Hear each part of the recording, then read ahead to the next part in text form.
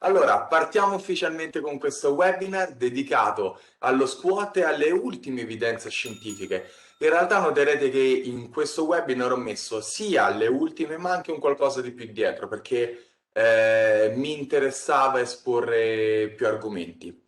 Iniziamo andando a parlare ovviamente di quella che è la definizione dello squat.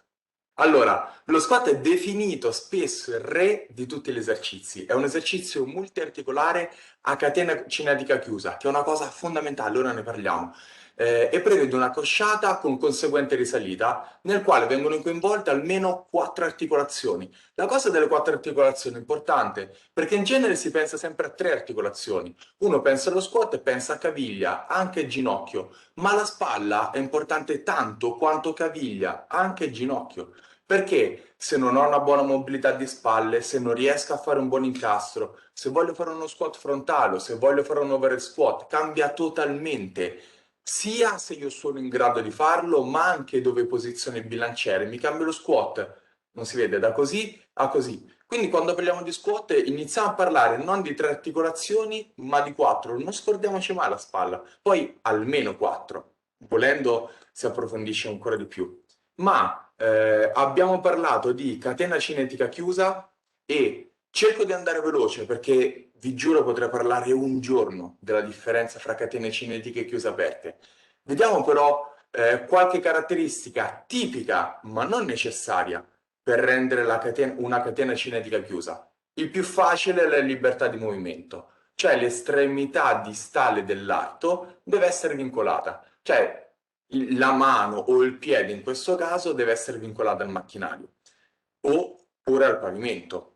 Oppure devono essere esercizi sotto carico o meno. E lo squat è un esercizio tipicamente in carico. Che cosa vuol dire? Che io appoggio una cosa sulle spalle e tutto ciò che è sotto quello che è appoggiato il bilanciere viene messo sotto carico. Differentemente da una leg extension in cui io ho il pad, il cuscinetto 2 cm sopra la caviglia e non è che tutto ciò che è sopra la caviglia è in carico, è in carico solamente il punto dove è appoggiato il pad.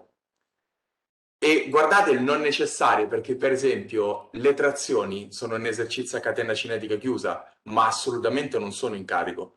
Quindi queste cose non devono essere presenti tutte quante, sono tipiche, ma non necessarie. Vi ripeto, se ne potrebbe parlare per un giorno di queste cose. Ma cosa fondamentale, perché vi ho scritto in carico? Perché l'essere in carico ti porta a delle conseguenze fondamentali che poi andremo a vedere dopo. Uno, la stabilizzazione.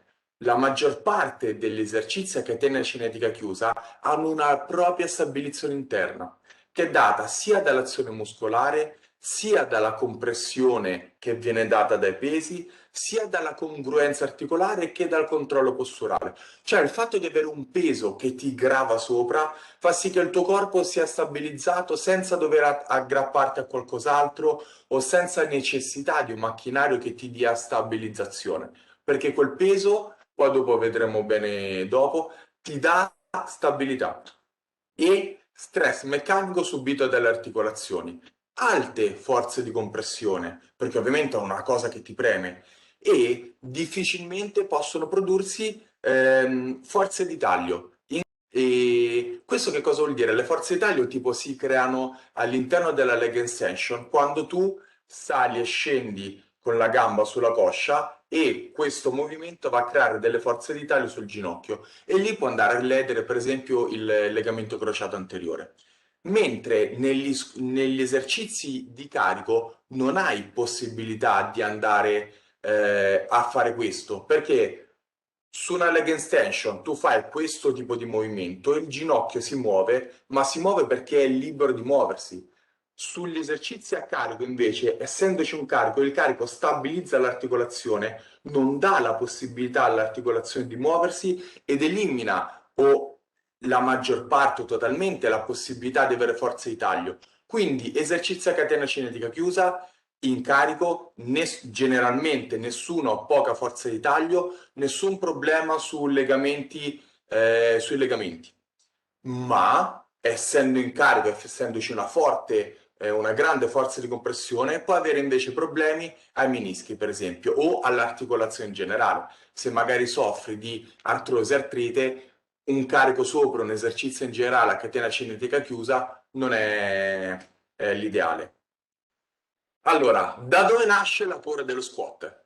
Per questo dicevo non saranno proprio tutti gli ultimi studi. Questo è del 1961, del dottor Klein. Se qualcuno è un po' maniaco come me dello squat, sicuramente lo conosce sicuramente.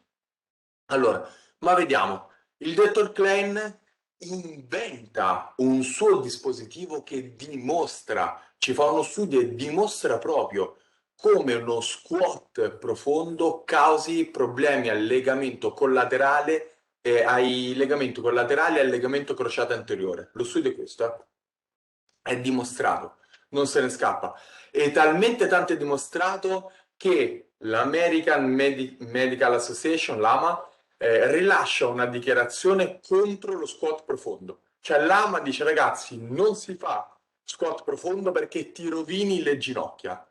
Però già da quando è uscito, già comunque dagli anni 70, qualche annetto dopo, molti atleti e personal trainer dico cavolo, comunque noi lo facciamo da tanto tempo, non abbiamo problemi alle ginocchia, ma soprattutto lo squat è un movimento naturale, un movimento normale, cioè tutti i bambini si accovacciano in quel modo e quindi è sicuro. Ora è anche vero che tutti si accovacciano in quel modo, ma mio figlio che ha 2 anni e quell'altro che ce n'ha 7 non si accovacciano con 100 kg sulla schiena per 10 volte, lo fanno a corpo libero. E quindi lo squat fa male o non fa male? Perché io ho uno studio che mi dimostra che fa male. E però ho la pratica che mi dice che non fa male. Dov'è? Dov'è la verità?